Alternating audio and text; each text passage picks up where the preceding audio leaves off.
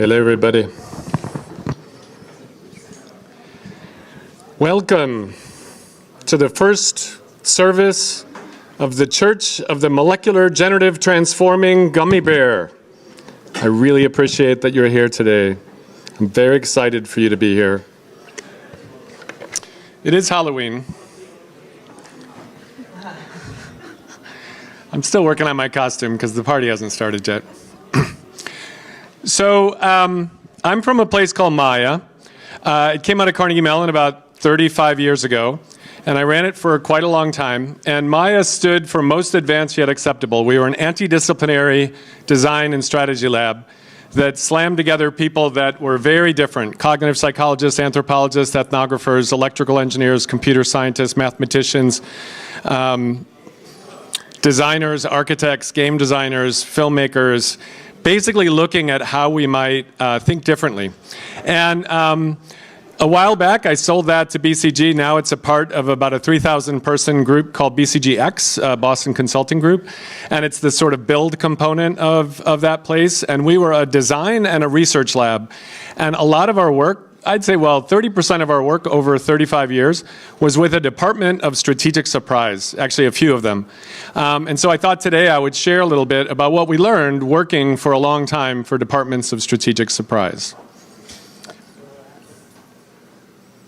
One of the things we focused on was putting people first, so human-centered design, taking an architectural approach, understanding the deeper nouns, verbs, systems hidden behind things in complex systems, and realizing that it's a connected world. There's no such thing as a disconnected product or building or anything anymore.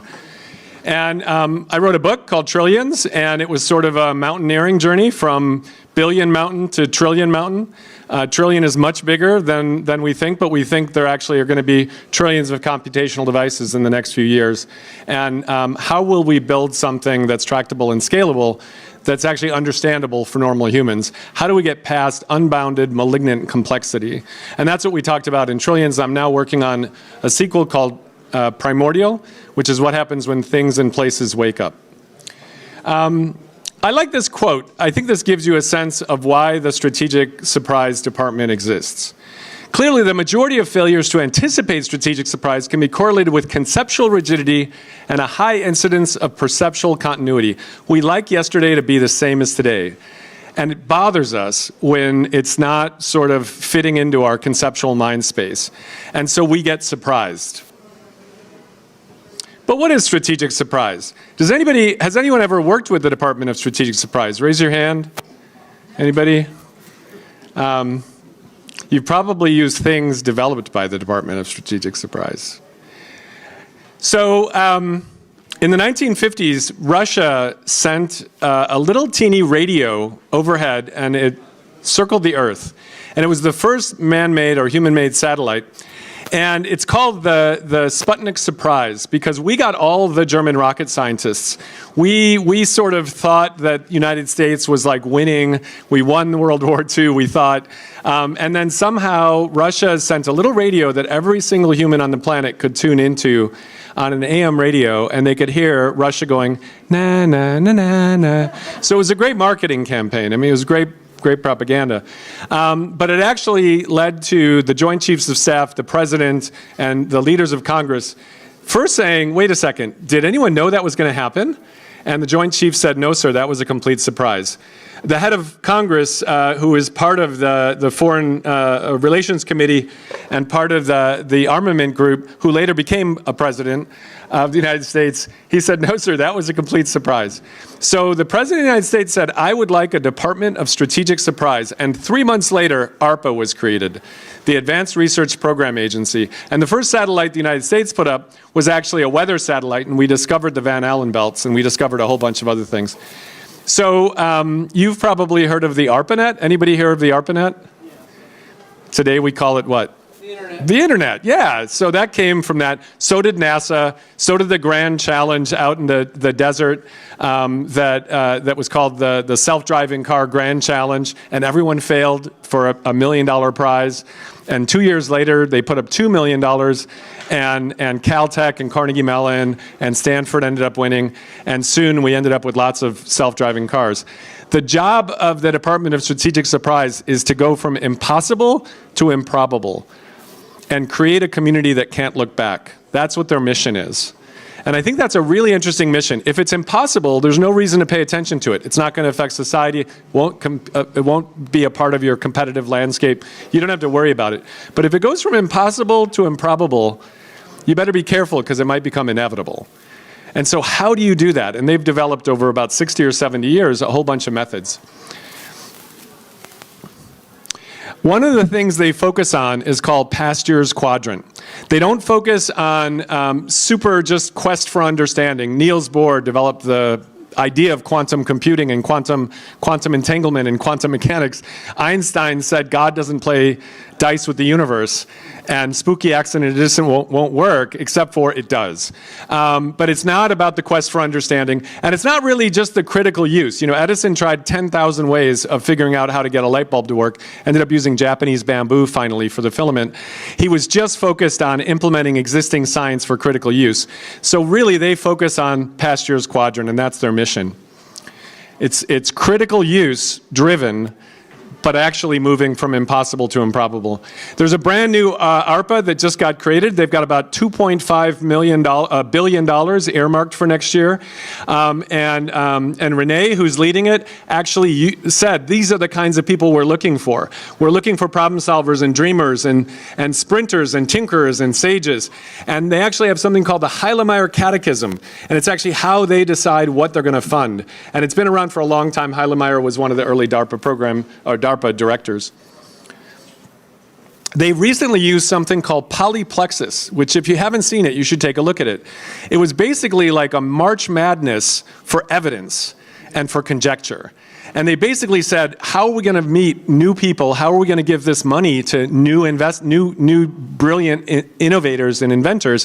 Why don't we actually have people submit 140 character, 200 character submissions that are basically conjectures based on 2 research papers. And they don't have to be research papers you wrote.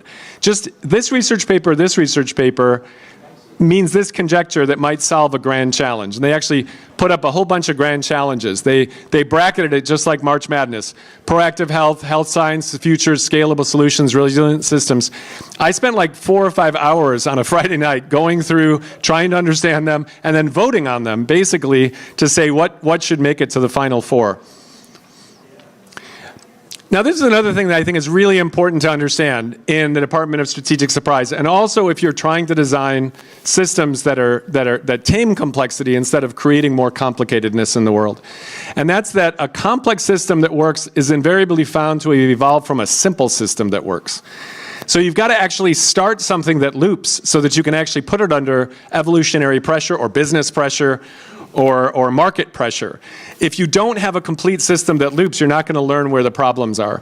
And that's one of the things we used to do. We used to simulate a decade in a month in a day in 4 or 5 hours. And we would have red teams, and we would have people breaking it, and we would have testing 24 hours a day, and we would accelerate what was happening. And so often the way we started was we started with things from the future concepts, 10, 20, 30 years out, and then we said, let's actually bring a thing from the future back. And let's look at, we could go into aggressive techno-science, ecosystem, and business model pressure of evolutionary pressure every 6 weeks so that we could evolve things. Now, one of the companies that we launched that came out of this research shipped about 6 years ahead of schedule and unseated $1 billion program that the Army had. And it was done with like a handful of people from Carnegie Mellon. So we've actually watched this work. So another thing I think is really important to know about how you think about strategic surprise is exaptation and technoscience revolutions. How many people have heard of exaptation? What do you think it means? Anybody want to give me a guess? Exaptation. It's like a vocabulary test on a Saturday. Exaptation. Just somebody guess. What do you think it means? Adapting expectations. Expectations, adapting, what? Adapting expectations. Adapting. All right, not a bad guess. Totally wrong, but not a bad guess. I think that's good. I mean, it's actually an interesting word. It came out of evolutionary biology.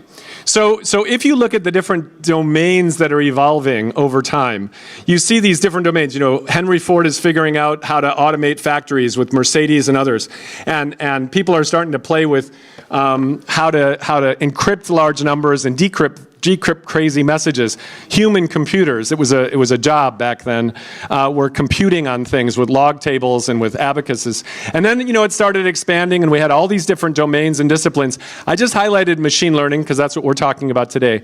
And as these domains evolve, they evolve over there or they evolve over there. And you go to school for computer science, you go to school for biology, you go to school for something else. And so consequently, you don't really pay attention to other domains. You read the papers, you go to the journals, you go to the conferences for your domain. But if we zoom in on a domain, and I'll pick this one that's right adjacent, right now it's intersecting with AI. As these domains expand, we end up with other domains that start overlapping. We end up with a collection of forms and functions and methods and theories and evidence and orthodoxies for a given domain. And then companies within that actually start exploring something that helps them differentiate themselves, that helps them set themselves apart. And that's from some kind of pattern or culture or leadership value, a vision that they have, some idea. And then they explore the adjacent possible. They basically like look for their car keys near the lights in the parking garage, right? And so they look for the adjacent possible because this is where they think big innovation is going to happen. But actually what we find is innovation happens from left field. And innovation happens from left field a lot. And in fact, as these things evolve, we end up seeing that 40 to 60% of breakthrough novel innovations that actually change the theory of how we do things come, and this is from studies of over 100 years of patents and theories of how things work, come from left field. They come from actually playing with people that think differently than you, that spend most of their lives somewhere totally differently. And so acceptation is actually how it works, and I haven't explained what acceptation is yet. But the way that this overall works, if we take a way step back, and there's a beautiful new book called The Genesis of Techno-Scientific Revolutions that I've riffed on and I've added some things. We've got our culture. It has all of our collective intelligence, our memories, the ways we've learned how to build things, the ways things work, and they work or they don't work, and we've learned through trial and error, often people dying for us to learn these things. And we have human needs that are shaping it, and human desires. And then we capture some phenomena for human use. That's what technology is. It's not even for human use. Fish capture a phenomena, they detect a shadow overhead and they run out of the way so they don't get eaten. So it's detecting and capturing a phenomena for human use. They ended up using these things called eyes, it's sensors. It might be something like the function is keeping warm and the form is a campfire. Well, that's a pretty good form. But a lot of times what happens is you've got a campfire, you're keeping warm, and somebody picks up one of the logs and goes, wait a second, I could use this as a torch. And they exapt it from one form and one function for something else. And that's what exaptation is. And I think if I leave you with anything, I just want you to think about this. This is taking an existing form, an existing function, maybe from a totally different industry, and using it for some new use. So when I say exaptation, I think a great example of that is a bird's feathers. Scientists believe that a bird's feathers did not evolve for flight.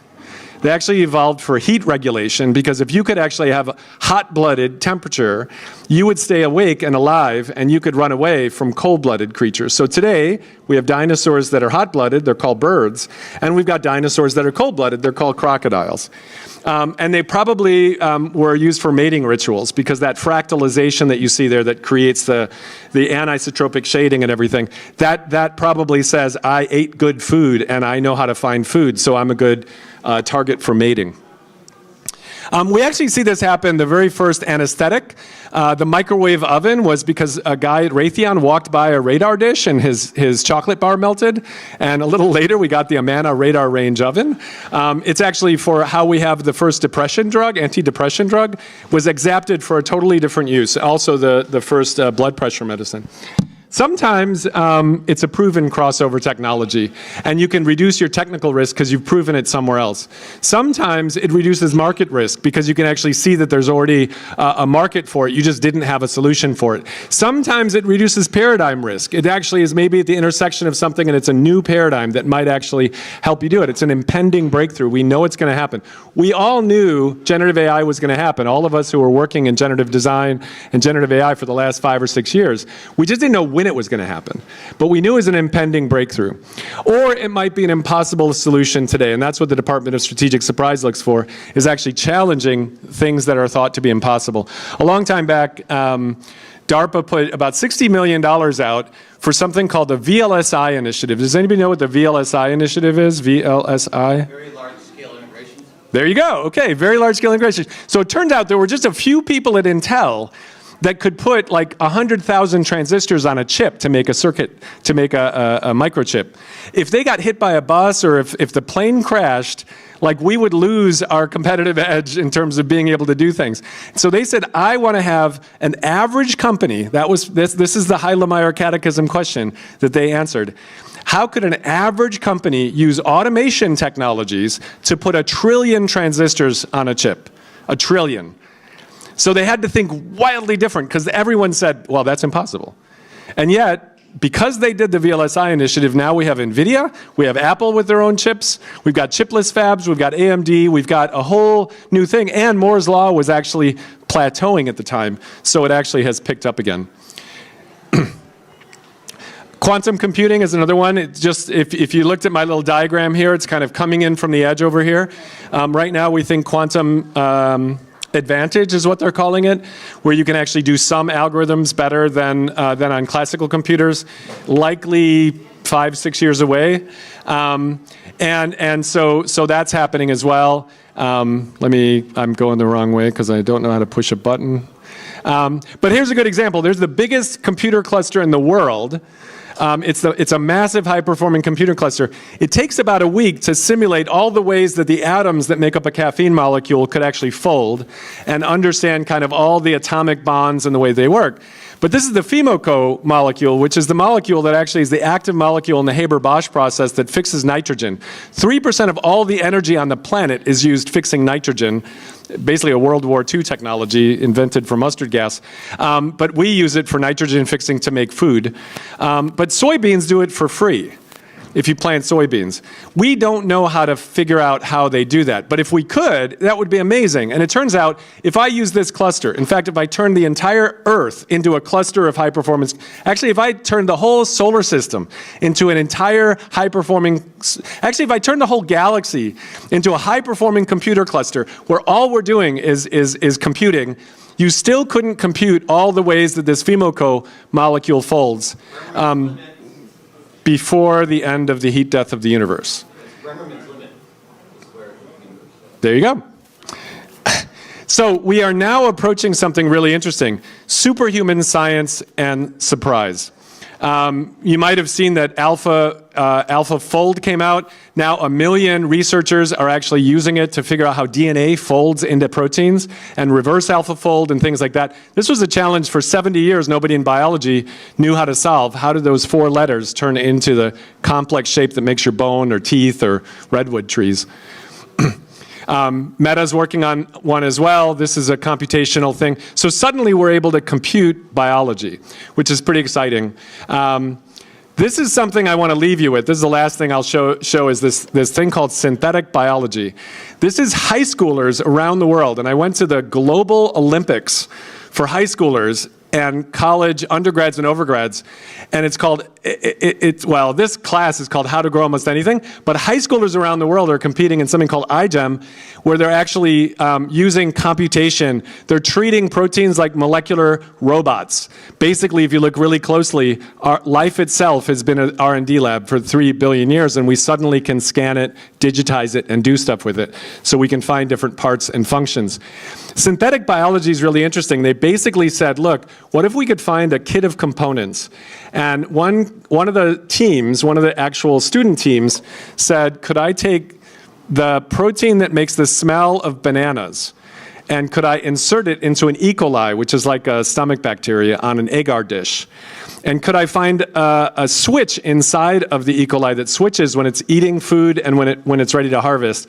And could I take the molecule, the protein that causes the smell of mint, and put it in there? So when it's growing, it smells like bananas, and when it's ready to harvest, it smells like mint. Now, everyone thought that was impossible, but it turns out they've got a kit of parts. It's just like electronic parts, and they just put them together. During that class I just showed you, you do it by the 5th week. You're actually designing your own molecular machines. Component abstraction. You don't have to be a biologist anymore. Now you can just write Python, but the chassis is not a 8086 chip or something like that, or a Pentium, or whoever knows what it is now, a GPU. The chassis is a yeast cell, or the chassis is an E. coli cell, bacteria or yeast, and it decouples design and fabrication. So I would say we're now going to see the next surprise is going to come from structural proteins. Spider silk is more powerful and more strong than steel. So what would happen if we changed the way that we manufactured the world? Here's a company out of Tufts Lab in Boston. They're spraying a few nanometers thick of silk onto lettuce and spinach as it comes off the farm. They don't have to refrigerate it. They can pack 10 times as much because silk has this weird protective property. And then they hose it off when they get to Trader Joe's and you eat it. It's totally water soluble. So there are these amazing things that have been evolved over 3 billion years of R&D that we can use. So I'll leave you with this. Moore's law, everyone talks about. Metcalfe's law, people know it's every time you add a node to the network, you exponentially increase the power of the network. That led to social media and things like that. I think what we're going to see next is Moore's law meets Metcalfe's law meets Darwin. And I think we're actually going to see, because actually all of our things are waking up. All of our things have sensing. All of our things have the ability to respond. So now we can do epidemiology over a fleet of cars or a fleet of buildings, and we can actually do life science and do real life science. So I'll leave you with that. Department of Strategic Surprise. Excellent, excellent, Mickey. Really appreciate that. So I wish we had a lot of time for questions, but I'm just going to hog the mic and ask one. Do you have I would love to see, is the mask working? Because I know we were looking at the mask, and now is that just for Halloween, or is this how you walk the streets of San Francisco? I think I unplugged my phone. No. All right, well, we'll stay for drinks and speak to the mask. Let's see. I'm going to wake up my phone, and we'll see if I can get it to work.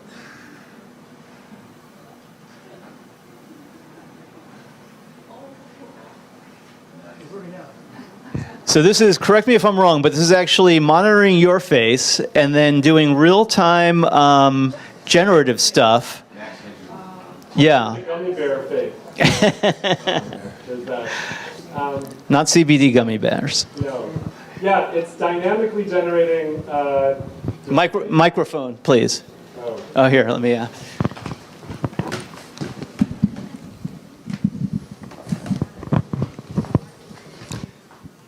It's not really dynamically generating, but but it's dynamic. This is my spirit animal, the octopus. It is. Actually, I just typed in some words into Runway ML, and then it made these weird things for my face. I thought this would be like a new Apple Vision unit once we get a little further on. This is like Apple Vision 5 or something. And we'll be able to have way more interesting life. That's it. Excellent. Thank you. Thank you. And for anybody who wants to talk to Mickey, stick around after we finish with the last panel. So